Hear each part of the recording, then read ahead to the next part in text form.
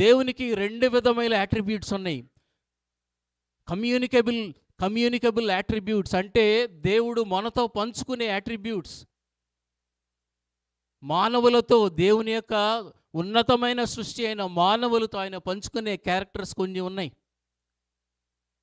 Holiness అనేది, faithfulness అనేది, love అనేది దేవునికి కొన్ని attributes. God shares some of his attributes towards the human beings. అలాగే కొన్ని క్యారెక్టర్స్ ఉన్నాయి, ఇన్కమ్యూనికబుల్ అట్రిబ్యూట్స్, అంటే God cannot share those attributes. అవేంటంటే ఒమ్నీషియంట్ గాడ్, ఆల్ నోయింగ్ గాడ్, దేవునికి సమస్తము కూడా ఎరిగిన దేవుడు. హీ నోస్ మన జీవితంలో ఏం జరుగుతుందో తెలుసు, మన ఎడ్యుకేషన్లో ఏం జరుగుతుందో తెలుసు, మన యొక్క ఓపీటీ విషయంలో ఏం జరుగుతుందో తెలుసు, జాబ్ విషయంలో ఏం జరుగుతుందో తెలుసు, మన బిడ్డల విషయంలో ఏం జరుగుతుందో తెలుసు. He knows everything. అలాగే omnipotent God, all powerful God, సర్వశక్తి కలిగిన దేవుడు. దేవునికి అసాధ్యమైనది ఏది కూడా లేదు. అన్ని పరిస్థితుల్లో ఏదైనా చేయగలిగిన సమర్థుడు ఆయన. ఆయన చిత్తమును బట్టి మన జీవితంలో ఏదైనా చేయగలిగిన సముద్రుడు ఆయన. హల్లెలూయా. నీవు నేను అనుకోవచ్చు దేవునికి ఇది సాధ్యమా అని, కానీ దేవుని యొక్క character omnipotent, all powerful God. అలాగే మూడవదిగా ఇన్ఫినిట్ గాడ్, ఎలోహిం, సృష్టికర్త అయిన దేవుడు, ఇన్ఫినిట్.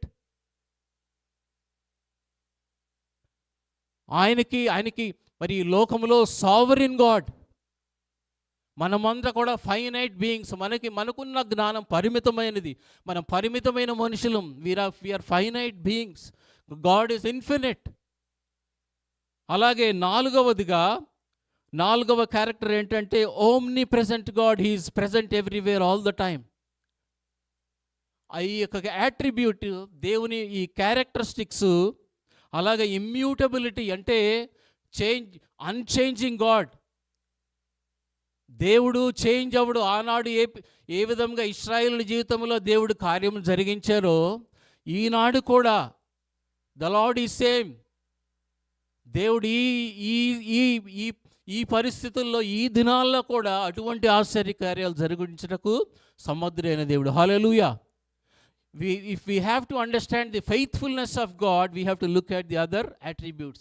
ఈ attributes అన్నీ కూడా మనకు సహాయం చేస్తుంది. ఫెయిత్ఫుల్నెస్ ఏ విధముగా ఉంటుంది, ఏ విధముగా దేవుడు మన జీవితంలో నమ్మదగిన వాడుగా ఉంటున్నాడు అనేది మనకు అర్థమవ్వటానికి మరి ఈ యొక్క అట్రిబ్యూట్స్ మనకి సహాయము చేయబడుతుంది.